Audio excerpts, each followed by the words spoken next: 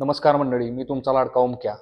म्हणजे अशी इंडियाची आता बॉर्डर गावस्कर ट्रॉफी नाही, वर्ल्ड टेस्ट चॅम्पियनशिप पण विसरावी असं वाटायला लागलं माहिती का. काय बोलायचं आता, सुरुवातच अशी झाली की म्हणजे टेस्ट मॅचची सुरुवात झाली पावसानं.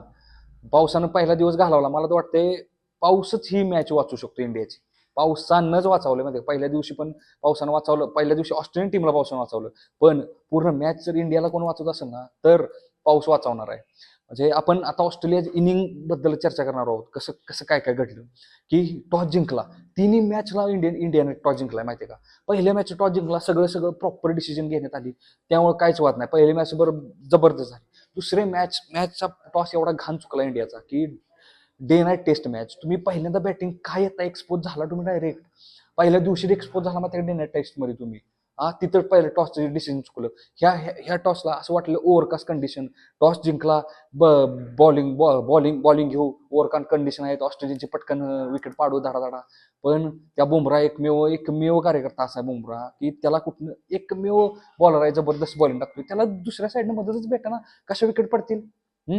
मान्य टॉस जिंकला, तुमच्याकडे ओव्हरकास्ट कंडिशन सगळे आहेत, पण तुमचे बॉलर पण त्या क्वालिटीचे पाहिजेत ना. एकमेव बॉलर असून चालत नाही. दोन्ही तुम्हाला एंडनं तुम्हाला मदत भेटली पाहिजे. हा झालं मग बुमराला मदतच भेटत नाही. आपला उस्मान ख्वाजा नॅथ मॅक्सवेलचं खतरनाक बॅटिंग केली माहिती का त्या दोघांनी. 12-13 ओव्हर झाल्या पहिल्या दिवशी ओव्हरकास्ट कंडिशन, पण एवढं दोघांनी जबरदस्त खेळ. बुमरासारख्या बॉलरला एक प्रॉपर टेक्निकने खेळ माहिती का. दुसऱ्या दिवशी आला बुमरानं विकेट घेतल्या दोघांच्या, नो डाऊट दोघांच्या पटकन लगेच विकेट घेतल्या. पण पहिल्या दिवशी जे जबर खेळून काढले की बाकीच्या बॉलरचा पण बॅट्समनचा पण त्यांचा कॉन्फिडन्स वाढला माहिती का. भावाला आकाशदीपनं जबरदस्त बॉलिंग टाकली पहिल्या 12 ओव्हरमध्ये, नाद करायचा. पण नशीब विकेट भेटली नाही भावाला. असाच विषय ना.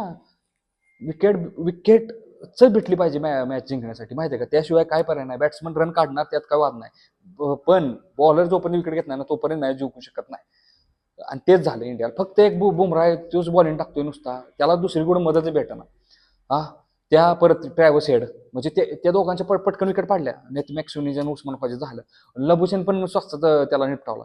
पण स्टीव्ह स्मिथ आणि ट्रॅव्हस हेडवर जो दबाव पाडायचा होता, ते ट्रॅव्हस हेड आला की बुमराला साईडला केला. भाई रोहित शर्मा यार थोडे 1-2 ओव्हर स्टेच कर बुमराला माहितीये का.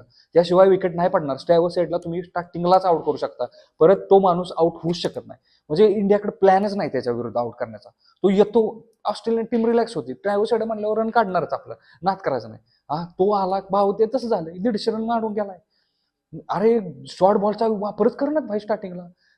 त्या प्रॅक्टिस ह्याच्यात पण दाखवलं टाकणं, ह्याला शॉर्ट बॉल टाका, त्याला हे होते, चाच पडते ते. पण इंडियन कोणच बॉल ते काय काय कळणच इंडियन बॉल असं भाई. शॉर्ट बॉल स्टार्टिंगला टाका, पुढे बॉल देतात ती मारते फोर.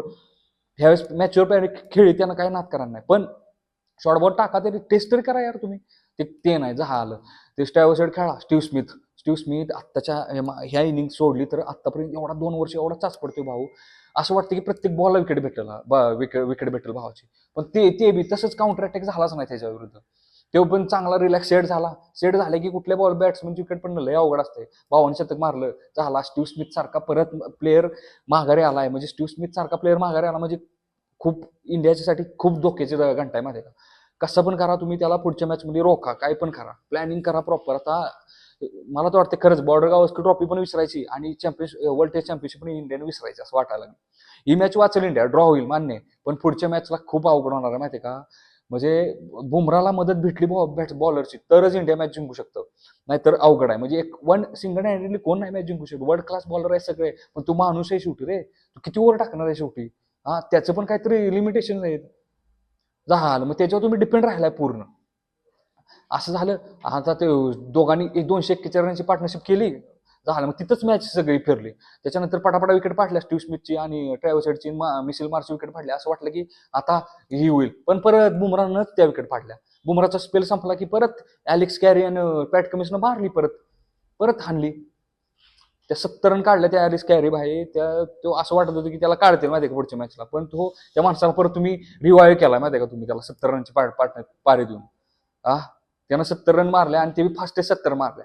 झालं तिथं तिथं 445 रन मारल्या. म्हणजे आता वाटतंय फक्त पाऊसच इंडिया मॅच वाचू शकतो माहिती का.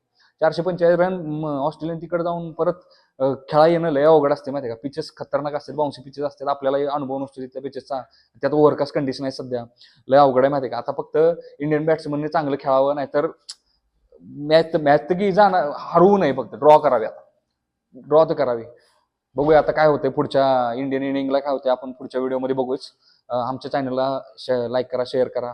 आमच्या चॅनल तुमच्या व्हॅल्युएबल कमेंट पण ऍड करा. तेवढीच आम्हाला मदत होती. आमच्या चुका सुधारतोय आम्ही. कसं कसं बोलावं पुढच्या वेळेस, काय व्हॅल्यू ऍड करू शकतो व्हिडिओमध्ये ते सांगा आम्हाला कमेंटमध्ये. धन्यवाद.